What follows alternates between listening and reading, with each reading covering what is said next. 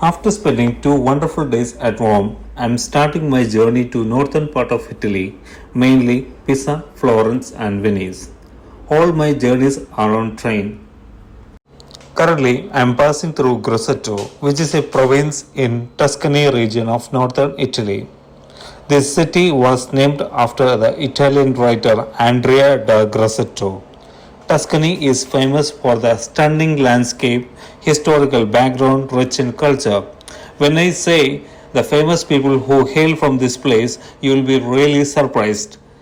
First of all, Leonardo da Vinci, Amerigo Vespucci, Galileo Galilei, Michelangelo, Florence and Nightingale, Sandro Botticelli. So far, you have wondered how rich this place is and how rich the history it has. Finally, I have reached the Leaning Tower of Pisa. The Leaning Tower of Pisa is situated in the Cathedral Square of Pisa, or it is called as the Piazza del Duomo, which includes the cathedral and the Pisa Baptistry and the Pisa Campanile.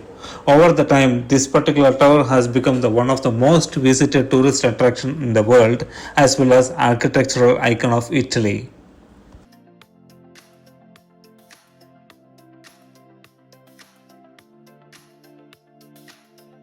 Now we are at the historical city of Florence. It is the capital of Tuscany region and was the capital of Italian Empire once. Now I am standing in front of Basilica of Santa Maria Novella, which is the first major basilica in Florence. The complex consists of the church, the cloister and the chapter house.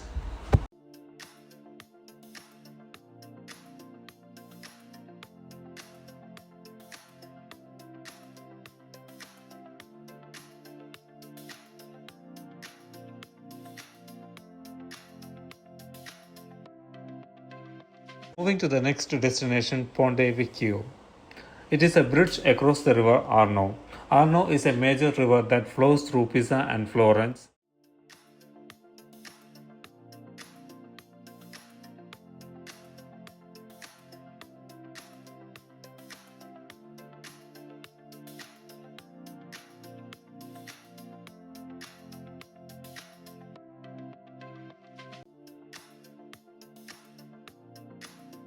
We move close to the Ponte Vecchio, we can see a lot of shops on the other sides. Most of the shops sell jewelry and souvenirs. On this bridge, we get a mesmerizing view of the river Arno.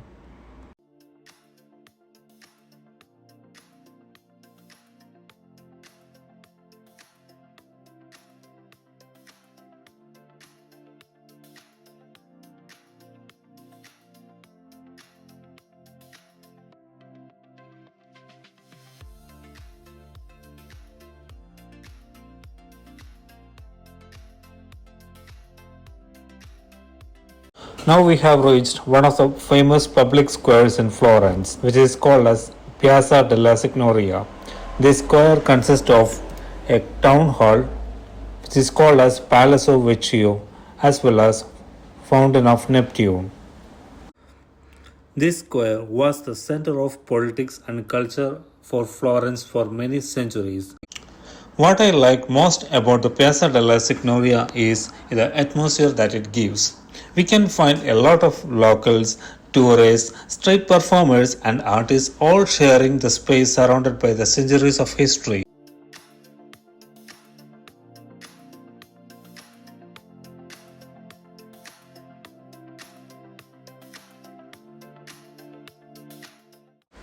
Now we are approaching Florence Cathedral, which is also known as Duomo di Firenze. It is a masterpiece that dominates the city's skyline and is the heart of Florence history and culture. This cathedral is made of white, green, and pink marble. It almost feels like the building is glowing in the sunlight. With the less availability of time and accessibility to many spots, I have to wind up this day here. On the next day, we are moving to Venice. We have reached Venice, the city of canals, or the city of bridges, or the floating city.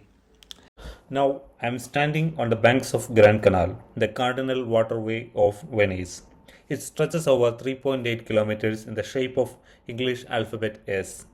It serves as the main highway for Venice for many centuries. On the either sides of Grand Canal, we can see a lineup of historical buildings that tells us about the history of this charming city. When we talk about the history of Venice, it's not just a political and cultural history it has, but it tells us a history of great trading empire. The main mode of transportation here is boats.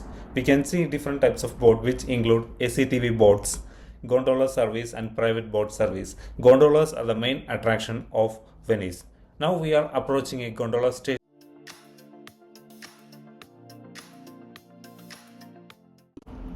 We can see a gondola station right in front of us. Each gondola is a masterpiece of art. They are handmade, which takes an year to build. The main material that is used for building gondolas are wood from the oak trees and cherries and mahogany. It has a asymmetrical shape so as to balance the gondolier's weight. When we visit Venice, a gondola ride is a must.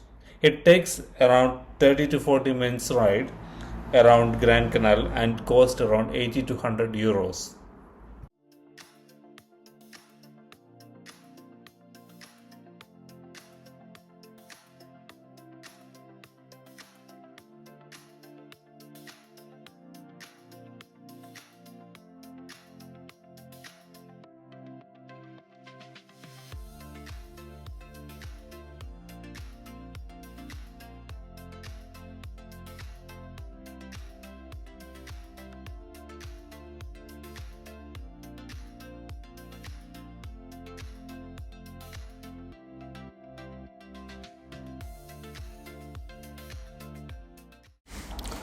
Our next destination is Santa Maria della Salute, or the Venetians call it as La Salute.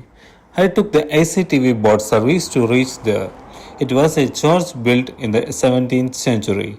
After a devastating outbreak of the plague, the natives prayed to Virgin Mary for protection. When they overcame the plague, they built the church as a token of gratitude to Virgin Mary. This church is built in Baroque architecture. The main dome dominates the Venice skyline. When we look closely, we can see the statues of saints and angels.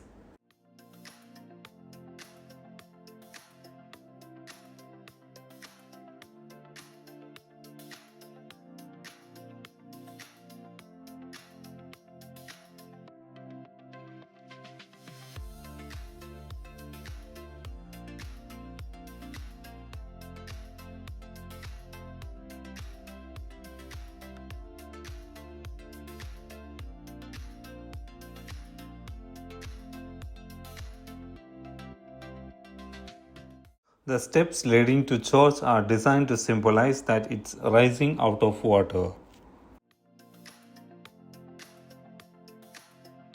As we step inside, it feels huge and very bright. The floor is decorated with beautiful marble patterns.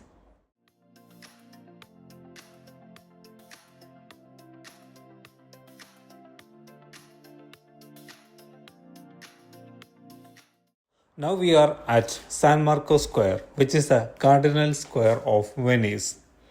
Due to the huge influx of tourists and crowd and lack of time, I am moving to the next destination, Doge's Palace. Doge's Palace was built in the 14th century and was a home to the Doge, the elected leader of Venetian Republic. But it wasn't just a residence, it was also the government headquarters, law courts, and even a prison. Basically, this was the beating heart of Venetian politics. Since there is a restriction for capturing video inside the museum, I have to stop my video. I am posting some pictures for your reference. So, what is inside the Doge's Palace? The prisons, the paintings, and the armory.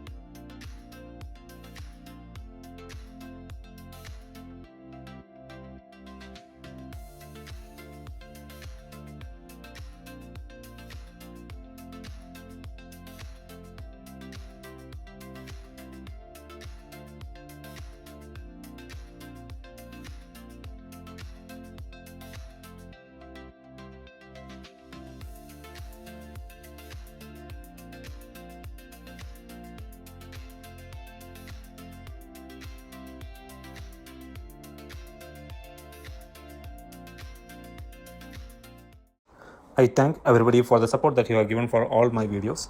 I am winding up this series here. Meet you with a different series next time.